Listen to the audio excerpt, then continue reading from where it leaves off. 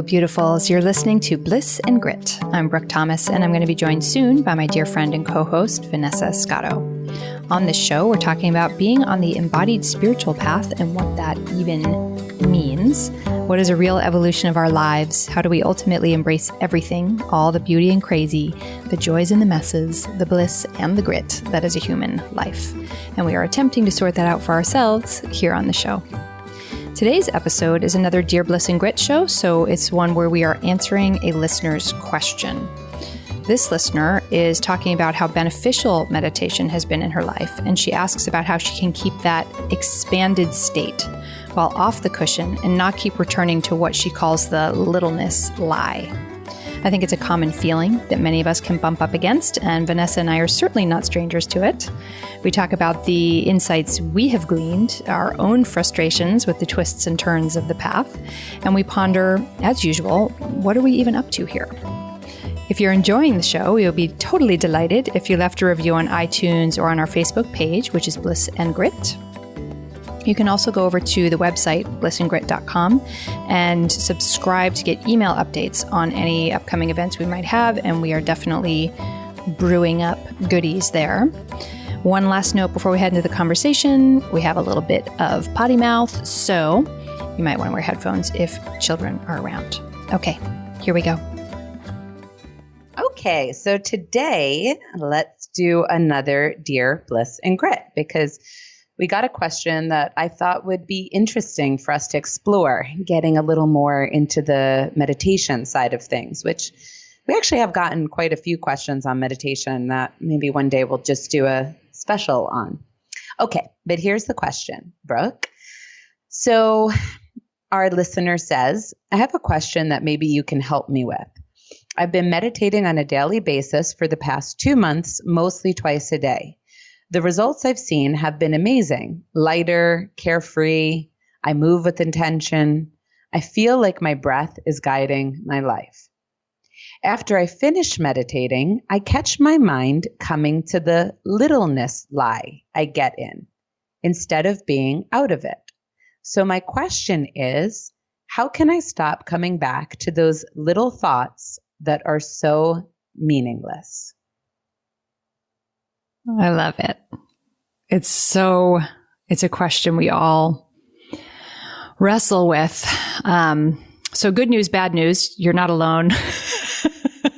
Bad news.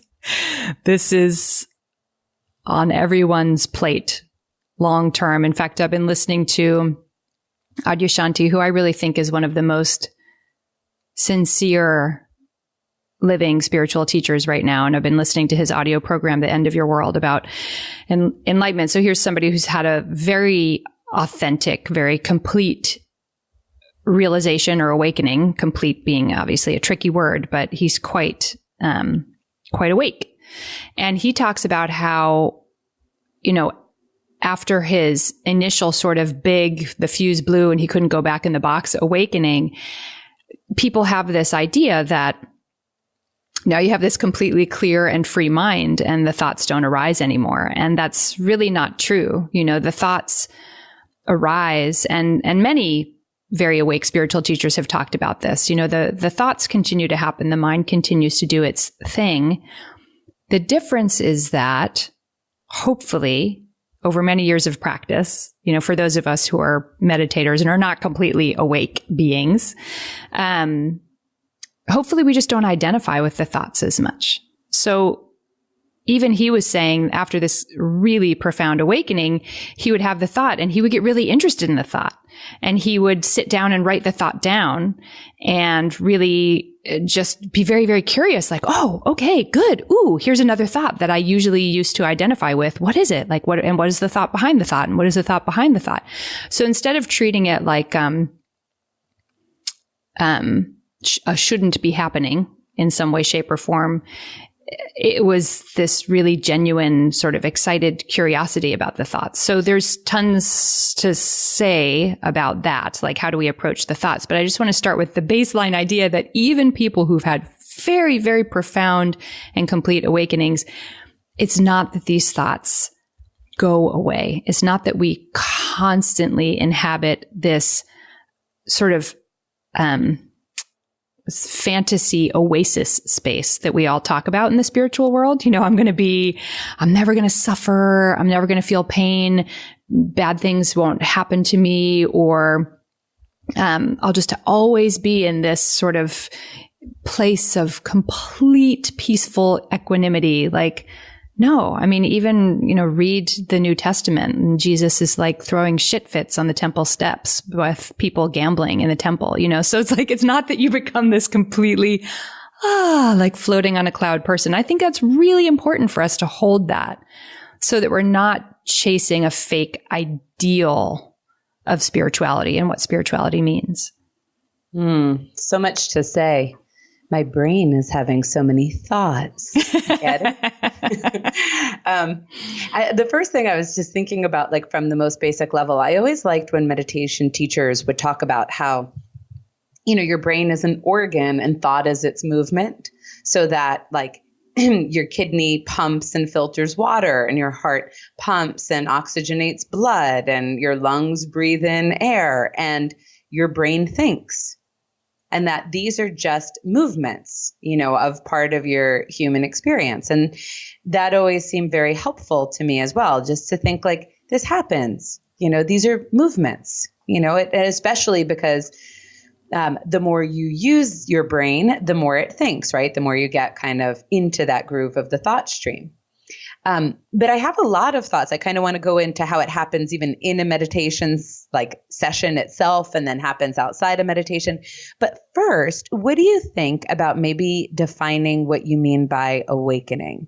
Because I feel like even us setting it up with this conversation, like Adi Ashanti, and he's this awakened dude, how you and I are always talking about like, geez, people seem to use that word awakening very broadly and maybe too conveniently sometimes. Yes. So what is it we're saying? Because maybe that even sets up, like, if this is supposed to be the ideal in a sense, I know we're not trying to make it that way, but in other words, this is where we can evolve to, is this awakened state where we can really be disidentified, even though we're thinking. What is that state we're talking about? Yeah, figuring out what that actually is, as opposed to the myriad of ideas that we all have about what it is a constantly unfolding process for me. So I'm going to get it wrong, but I hope I'll get it wrong in, as well as possible. My current resting place with that, or my current exploration with that, is that a completely awakened person is a person who does not argue with reality at all. And so that does not mean no suffering. That does not mean no emotion. It does not mean any of those things. What it means is that reality is what's happening right now in each moment. So thoughts about the past and thoughts about the future are just fantasies. And that whatever is happening is not, the thoughts might arise, but you don't believe the story the thought is telling you about them. This is going to be a disaster. You remember what happened the last time this happened. You shouldn't do that again. Or if it continues like this, it's going to, we tell ourselves all these stories that hold our identity in place. So the stories go away, and the only thing that's left is a very genuine, no argument relationship to reality. So that's my current understanding of what this actually means as a non-awakened person, which means I can't actually understand it. I can't actually know what it feels like to walk on the moon if I've never walked on the moon. But I have some ideas based on seeing footage of people walking on the moon. Right. And having moments where we pop in and out of it. For sure. As we do. I think that's a pretty good working definition. And perhaps we could add that what people say, the people who are talking about this experience, whether you're looking at ancient traditions like Buddhism or Taoism or something, or whether you're actually listening to some modern speakers, like you can find at Buddha at the Gas Pump, plenty of people talking about their stories, is that as they're, what did you say, not in resistance to reality? Like there's no argument. So as they're seeing reality clearly without their lenses of the past or their projections of the future, they seem to notice that we're all one. That seems to be, a recurring theme that arises with it. Yes. The interconnectedness of things, interdependency. Okay. So far, what we haven't said is that when people are awakened, they're all happy, happy, joy, joy, bliss, bliss. Right. Not that. And that seems to be super missing from the material on enlightenment in general. Yeah. So it's not that we're just missing that because we're all gritty and shit. It seems to be not spoken about. Now, there are some spiritual traditions that will talk about how, like, if you awaken and you're enlightened, you'll be in a blissful state. You will get that. I believe Hinduism has a lot of bliss built into the kind of like highest level of evolution. As a Buddhist myself, always with my Buddhist slant on things, I go back to what John Wellwood had taught me, that if your heart was fully opened, which to be awakened and to be meeting reality, I do think that's also part of the movement as your heart is open. Yeah. And that if your heart was open, the Buddhists would say there's a certain state, it's an emotion you would experience called sad joy. All one word, no differentiation. Because he said, if you were watching reality, you would immediately feel sadness because there are people suffering everywhere. And it doesn't matter that in some formless way, everything is God, or it's all one.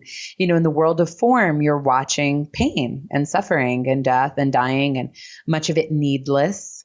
You're seeing human tendencies. And so you would immediately feel some measure of sadness, of passing even, because we're quite aware that everything's always passing.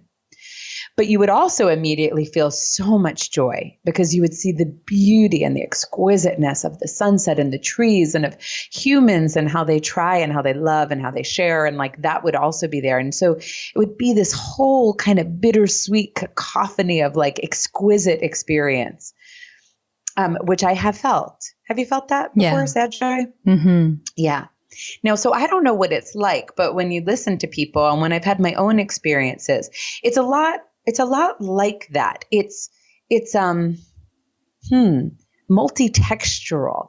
It's not just I'm expanded on this high. Yeah. It is this multi-textural experience of kind of peaceful, but sort of excited and a little bit of joy and like a little bit of grief and sorrow. And it's this like mix. And I guess the reason why I'm talking about this is that there's two things to this question that I could start to look at. The first is, what do I do about my thoughts? I'm a thinker and like I have this idea, typically in meditation, thoughts are problematic. So they keep coming. What am I supposed to do about them? So the first question, part of it I hear, is about thoughts and how do we navigate the thoughts that are arising? But the second part to me kind of feels like, aren't we supposed to be able to stay expansive? And why am I snapping back into the little self and the thoughts that come with the little self? Did you kind of hear that? Totally. In the question? Yeah. Mm-hmm. Okay. So I guess I'm starting to talk about like what we can expect. Like, is staying in an expanded state even something natural for us to imagine as being possible? Yeah. And I think that idea of the expanded state is a very common sort of spiritual ego making exercise. So we suffer. We all suffer. It's part of the human condition. And any of us who are on this path, not always, but I would say 95% of the time we got here because suffering brought us to the table. Life got really painful and we felt let down by our thoughts, that our version of reality wasn't serving us, maybe, we were in a lot of pain. And so people can get on this path sometimes thinking, oh, thank God. And I am so guilty of this. And it's something I'm really trying to be very conscious about struggling with right now. Oh, thank God there is a get out of jail free card. There is this place I can go called the spiritual path where I don't have to be a part of humanity anymore. Oh, girl, it's my favorite. Nirvana forever. And I know. So I think that most of us, I would say, on the path, we want that. And for me, and particularly right now, watching world events and our disgusting president-elect. How do you really feel about that? I feel like he's disgusting. And so what winds up happening for me is it goes into what's been a childhood pattern of like, our species is disgusting and I want out. I'm sick of seeing the ways that we cause pain and suffering. The thing is that if you get on the spiritual path and you're really sincere about it, what you realize is that it's not a get out of jail free card. You can pretend, you can wear the mask of what you've decided a spiritual person is, which is just a fresh face of ego. But really what we're trying to do is to see reality. So to meet what's actually there. And what's actually there is quite a lot of suffering and pain and all the thoughts that hold that in place. And then also upon unhooking from that, there is unconditional love and realizing like, oh my God, there's this whole other thing that I'm just not doing most of the time that happens, that just flows through. So it's about meeting what's really there. It's not, I get to be in the expanded state all the time. I mean, there is expanded state all the time, which is awakening, but I just don't think that is what we like to pretend that it is. Well, even with that, who's that guy who talked about waking up, waking in, waking out? Locke Kelly. Locke Kelly, y'all. Locke Kelly has got some good words. He's got some interesting things to say. Well, okay, so Locke Kelly would talk about that there's these different movements of awakening. You wake up, you wake in, you wake out. Waking up is like recognizing transcendence and the movement of transcendence, oneness, divinity, that kind of a state. Waking in is embodiment. And I always like to think in and down. So it's embodiment in the earth and like connecting with our earth. That's always how I like to think about it. That's not what he said. And then waking out, which is this heart space, this connection with everybody, this very deep interconnectivity and oneness and compassion and all of those things that come in the heart space. And that sometimes people can wake up to one and not another. And that in a way, I mean, it's not a bypass and like some judgy use of the word, but that there's like a piece of the story missing, so to speak. Right. And you may all kind of recognize that for yourselves, just that there's a movement that's easiest for you. Like maybe the movement, if you're listening to us, is embodiment and going inside or connecting to nature. But maybe you can't recognize like that kind of expansiveness and transcendence that can come from waking up. Or maybe you're great in the heart space and like you can really feel compassion, but you can't feel safe in your body and you can't anchor in and make space for your feelings, right? Like they're all just these different things. And I think that's a great conversation and just kind of language to give us like a map to talk about, because I think we all kind of hope that we can just wake up. Yeah. And then, yay, freedom consciousness all the time. Don't have to be human anymore. That sucked. Yes. And I can see my image. It's like I'm huge. Like my being just dissolves into this thing, which by the way, we're actually also super duper scared of our beings dissolved in this fantasy land. We're totally addicted to being ourselves more than anything else. In this fantasy land, we'd like to be able to rise above things, I guess, is, we have that word rise above for a reason. We don't just mean rise above, like, take the moral ground. I think we mean like, don't feel those crappy ass feelings, be in this nirvanic kind of state. So I think that's a good kind of language to use. Like, how can we kind of hit these different levels within ourselves and open them up and find clarity there. But it got me thinking about, do y'all know Matthew Ricard, the happiest man on earth? Do you know Matthew Ricard, the happiest man on earth? No. I'm like, I wish I could be that. I know. Happiest anything on earth. I mean, okay, so let me tell you about Matthew. Matthew is a French man. But he lives in, I think, Nepal now. He's a Buddhist monk. They call him the happiest man on earth because they've hooked him up to all sorts of electrodes and whatnot that prove that he has a brain that is completely happy and equanimous. And don't ask me to do how they prove it, but there is so much writing on this. This is like Daniel Goleman and Destructive Emotions and all the people who are kind of measuring the impact of meditation on the brain. So I think about this man, this happiest man on earth, and like clearly meditation affected something. Like they can see it on a neurobiological level. And you can see it with a lot of meditators. You can see that your brain will go more towards optimism, more towards joy, more towards compassion, more towards gratitude. And these are states that we would consider more exalted. We would certainly also consider them a little more pleasant to be in than other emotional states, more desirable, therefore, for us as humans. So, that can be seen. So one thing we do know is that, in fact, meditation is creating a happier, more connected state, even physiologically. And certainly people will speak about that. They'll articulate it. And then also this dude seems to be like really chill about life, really happy. He really has that equanimity that Buddhists talk about, which isn't the same as expansiveness, right? Yeah. And probably we should say that. Not that y'all have to care what the Buddhists say. We're just, it's a roadmap and I care. But it's, they were never talking about like jumping for joy, happy and expanded, knowing that everything is God and never having a thought. Yeah. They were talking about like finding this even place where you can make space for everything, right? Like, which is not arguing with reality. Which is not arguing with reality.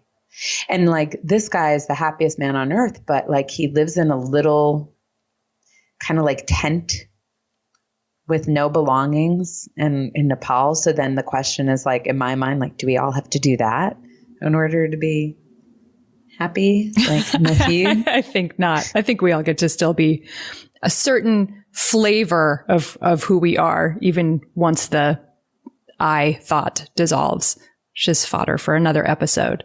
But yeah, I am not sure. This is an honest exploration. And again, probably another episode, but my honest exploration was, once we know, like, okay, so if we're in this human form and there are some preferences, even though we can know we're more than that, but we have these preferences, once you've gotten exposed to all these like goodies, if you're in the world of goodies and treatsies, will you ever find that same level of equanimity? Like, I don't care. I'm sure you can. I'm saying it out loud and I'm sure you can. Maybe I just can't. Not yet. Well, it's a piece that's still right. You all too on that. Velcro attached. I know. Write in. Let us know your findings.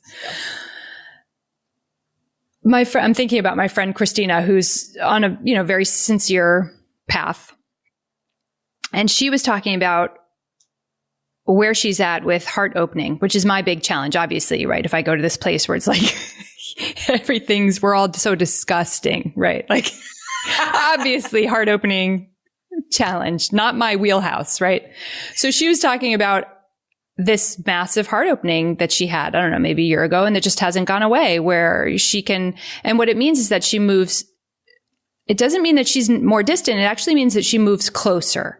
She wants to get closer to suffering because it doesn't hook. It doesn't feel, as she described it, as barbed wire wrapping around her heart anymore. If she's presented with someone else's suffering, there's just all this space. And so if there's all this space, then you don't have to be afraid of how you'll feel when you sit with somebody else's suffering or your own. And you just meet it and it's just love. And I'm like, well, shit, I want that. That's not my experience right now. And so as she was describing it, she's like, so now when I see either my own suffering arises as a thought or somebody else's suffering in the form of a person in my life telling me a story or having an experience that I'm witnessing, she said, I just want to eat the porcupine.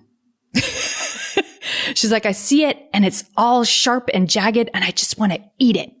I just want to take it in and digest it because I know inside there's all this space now. And I'm like, man, that sounds awesome. But that's a description of like, you move towards, actually, I think, in a genuine awakening process, you move towards the suffering more because you have the space to not get hooked by it. You don't have to be afraid that you're going to feel like shit for 3 weeks if you hear somebody's horrifying story about their traumatic experience. It just doesn't hook you, and you can just love them. That's like real compassion. Yeah. I think I posted something on social media not too long ago as differentiating between idiot compassion and real compassion. Yeah, I love that thought. It's so helpful. God bless the Buddhists and just being so honest and calling it idiot compassion. Yeah, right. Well, or Chogyam Trungpa Rinpoche, who didn't mince words so much. That one I actually think I got from Robert Thurman. Oh, okay, nice. But I think it's really just like a proper traditional Buddhist thing. But anyway, so idiot compassion is really enabling people, or the belief that we're responsible for the suffering. It's like enabling their small self instead of like seeing truth, right? That they're God and it's fine and it's all okay. And like holding space from them for that higher experience and making space for them to come into their fullness. So it got me thinking, like, I think a lot of us can get stuck in all of those belief systems. It's why our heart can stay closed, right? It's like, because I have a belief system, if someone's suffering, I have to do something about it. I don't see them for what they really are. So I feel never-endingly bad about it. Like I can't get the whole big picture into my system. I think it's my job to save the world. I mean, all sorts of weird things can go into that moment, like backstories. But, I was thinking about how, okay, so if you look at the neurobiology, I think it's the left prefrontal cortex and the right prefrontal cortex.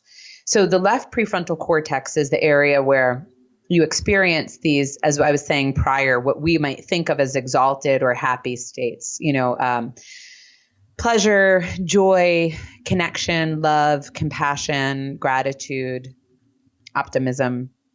And the right prefrontal cortex is where you experience things like anger and sadness and grief and frustration, anxiety. Okay.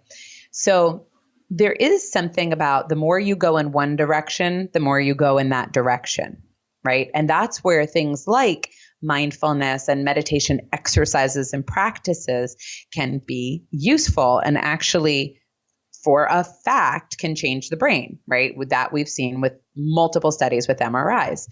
And I think it's in part why, for example, the Buddhists will use compassion or gratitude as an entryway. What I mean is they never try to just use happiness, for example, or expansiveness or bliss as an entryway.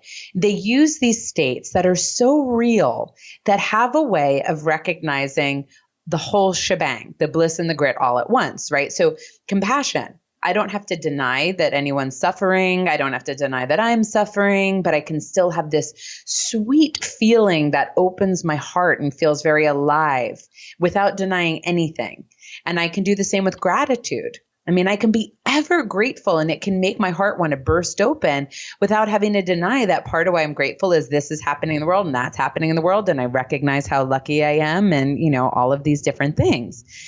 So I think it's why you can do compassion meditations and you can do gratitude meditations. And what you're actually doing is training for happiness, training for more joy, training for more bliss, because the more you work that groove, the more it opens you up into those states of being.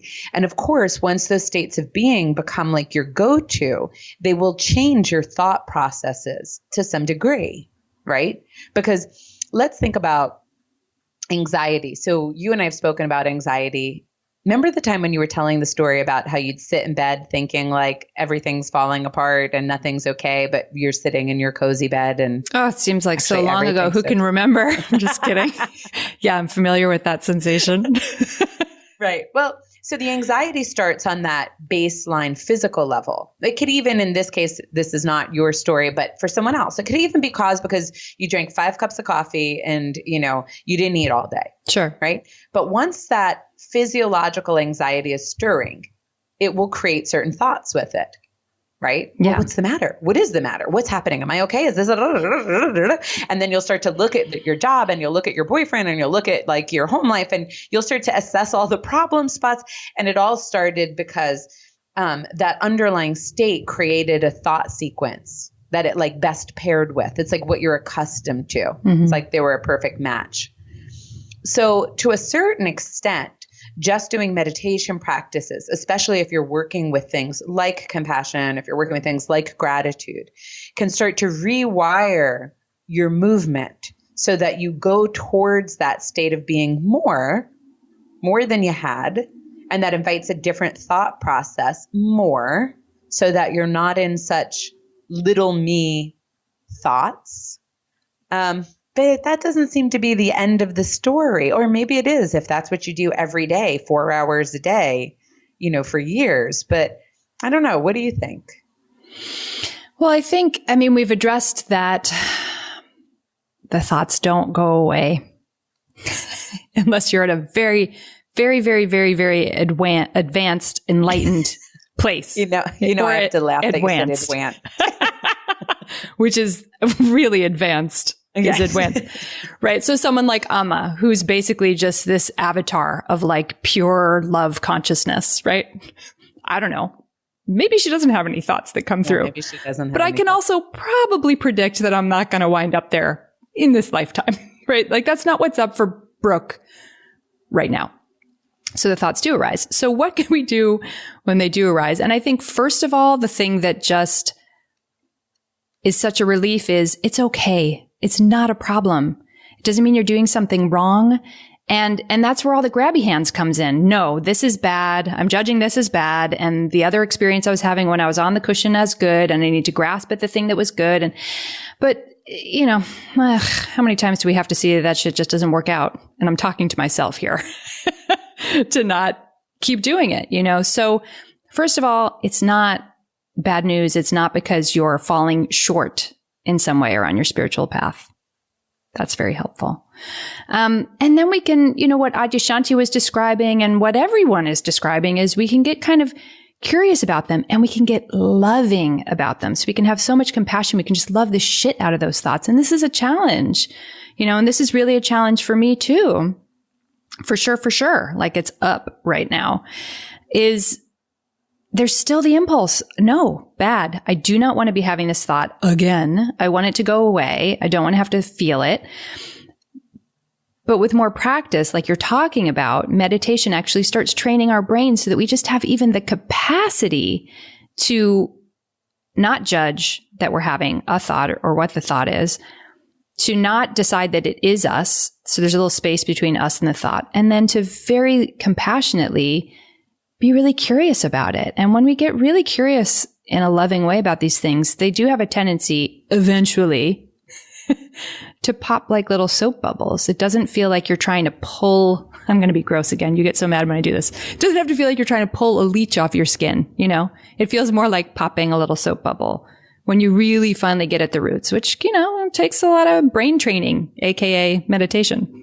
Yeah. I don't know how to say this like quite clearly with my language, but you're getting at something that I was thinking too. It's like as if we can operate on two levels at the same time. The first one is we're popping the soap bubbles. Like we are just trying to like train our brains, understand better about ourselves, manage some emotions, regulate self, like do these kinds of things. And at the same time as we're doing that, we're trying to pull the leeches off. So disgusting. But like we're also trying to get at what the belief systems are and what the expectations are and what the intergenerational trauma is and what all of these other, let's say, deeper things are that are at the base that are triggering not just thoughts, but the forgetting that you are sacred and divine.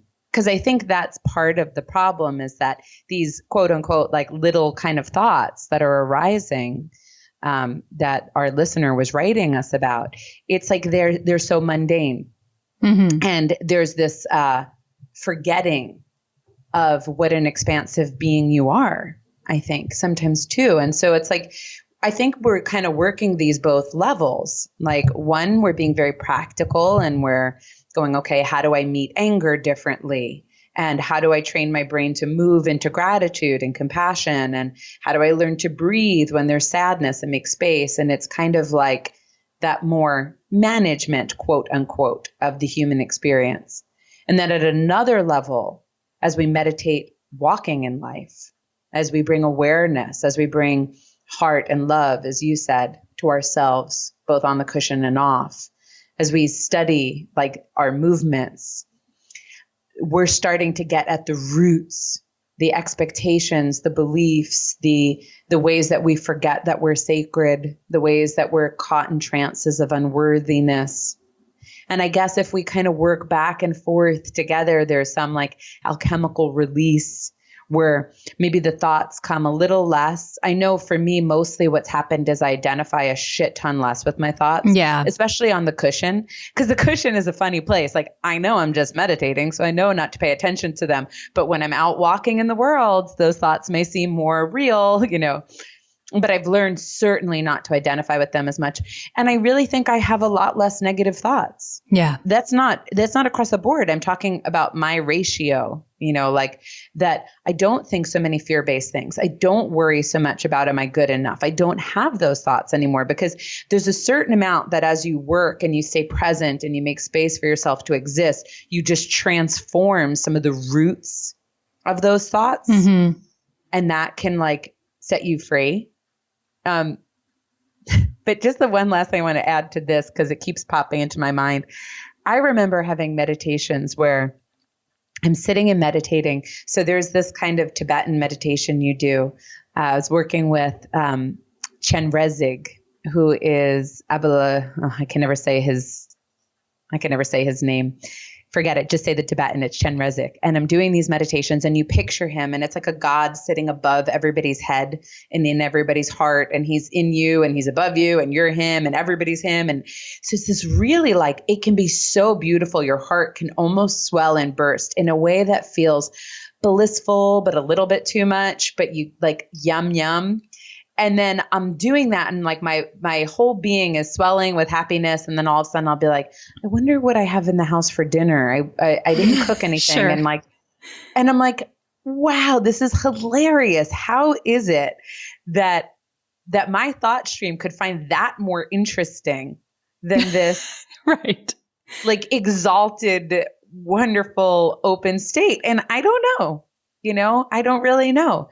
I just recognize the thought. I think it's hilarious because I'm human and I'm all about being human. And then if I can, I come back to the breath, I come back to the imagery and, you work it all over again. So I think it's like, we told the story a little bit back about like Pema Chodron and saying how like she was really suffering on this meditation retreat and like it was terrible. She was going through this tough time. And then she goes to her teacher and she's like, I've been having this terrible experience of fear and da da da and all these emotions. And her teacher goes, oh, very good. You were experiencing the Dakini bliss.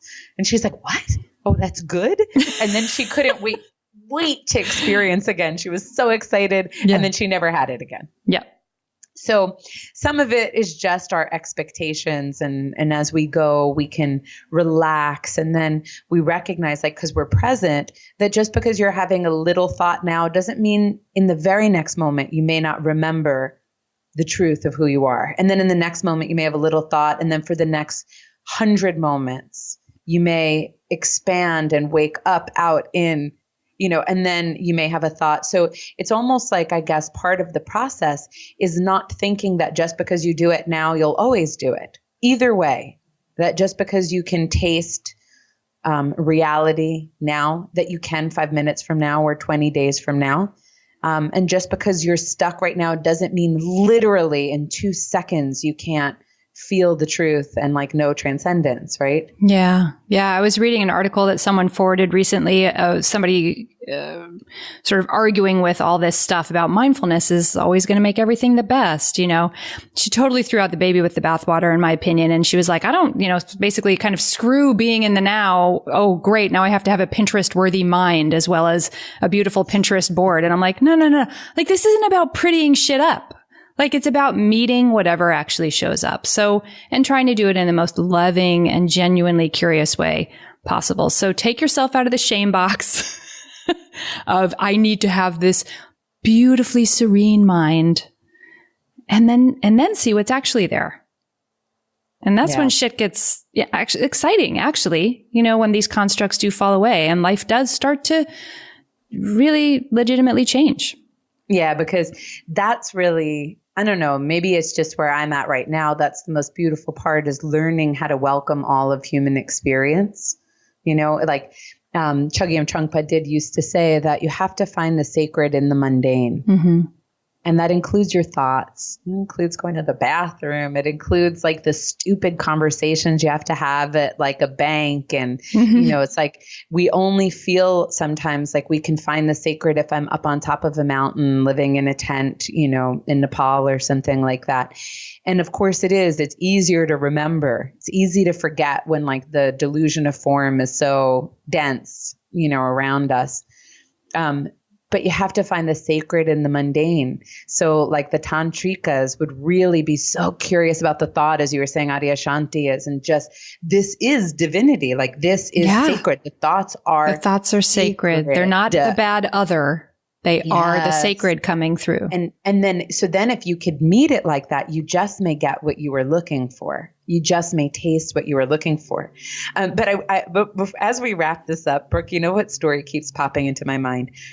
Remember when we were at the Dharma Ocean retreat and one of our classmates stood up and said to our dear beloved Tammy Simon, you know, something like, what's the point of doing all of this if you're still going to think? Like even Pema Chodron says she still thinks. Right. Because for those of you who are listening, Pema Chodron's quite a wonderful teacher and a Buddhist nun. And Pema Chodron says like her brain is an organ and she has a very active one. You know, a lot of you almost the more intellectual you are, the more active your brain just is, in part because you use it all day, but in part that's like just part of your brain, just how it is, just like I have brown hair, you know?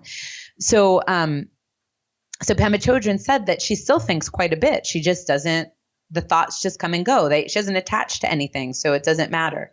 And this guy was like, what would be the point of all of this? Like, with this spitting anger, for the record.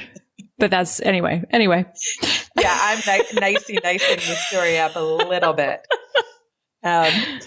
So I think it's good to talk about what's the point? What is the point? Like, what's the good news? And I don't know, you know, it's like, y'all get to decide for yourself. To me, it's like the Matrix, right? Like, do you want to take the blue pill or the red pill? And, you know, seeing the truth is not always sunny and happy, joy, but it's true. Yeah. Right. It's so good. Yeah. Yes. The truth is a relief. I used to feel like I was kind of empty or like faking something, or I don't know, you know, to feel real. Like, and I don't mean real like I exist in this world of form. I mean like, it's like connected. It's like true. And like feeling truth is powerful. It's very relieving to my system. And so, you know, you all get to decide, but the truth of meditation, there are some traditions that I'm sure are different. Like Advaita Vedanta is very different. And in fact, it's very possible this listener is practicing TM. Because they noted doing it 2 times a day, and that's quite common with TM. Yeah. TM comes from the Advaita Vedanta tradition, and they do tend to, that is a wake up tradition. Yeah. So they're kind of moving towards accessing higher states of bliss and consciousness. So I'm not very well versed in it, and I'm certainly not trying to say that that's not true.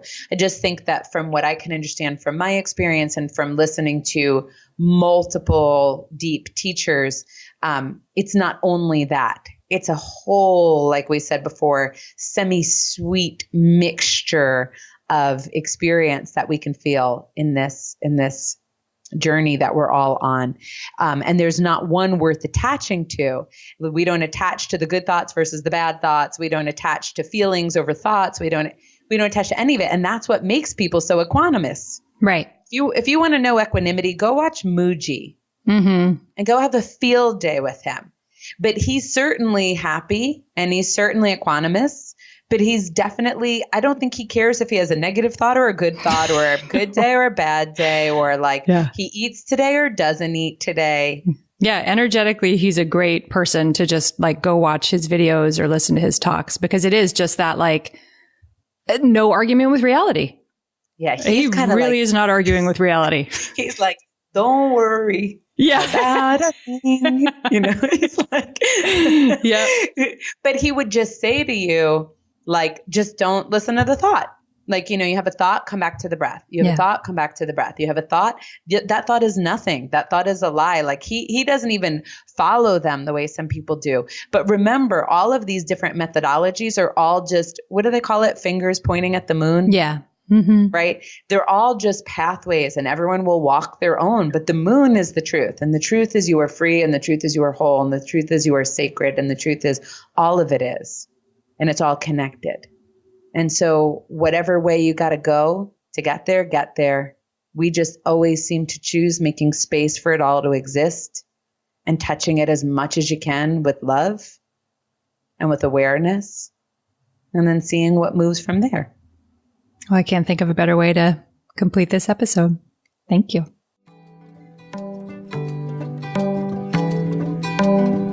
Thank you so much for listening to today's show. The show notes, including any resources we mentioned, live at blissandgrit.com. If you go to the website, you can scroll down. You'll see each episode's separate post, and the resources are at the bottom of each post. You can also come chat with us on social media. We are on Instagram and Facebook as Bliss and Grit, and we respond pretty quickly there. If you want to support the show, you can write us a review on iTunes, Stitcher, or on the Facebook page, which again is Bliss and Grit. We also have an email subscribe form on the website now. The website again is blissandgrit.com, and you can sign up there if you want to stay in touch with what we have cooking up for the community. So we love hearing from all of you. It really helps other people to find the show as well. And if technology isn't for you, you also can just tell your friends who you think might be into it. And huge gratitude to all of you who have written reviews already. It's really sweet to see those growing. Here is one from S. Locke. Listening to Brooke and Vanessa discuss the beautiful, broad, and challenging spectrum of humanity with gentle honesty and unwavering vulnerability is like coming home again. The warmth, care, and compassion that they bring to every moment is such an enlightening and tangible force, like a great book, that can carry you through the day. That is really the sweetest. Thank you so much, and we will be back next week.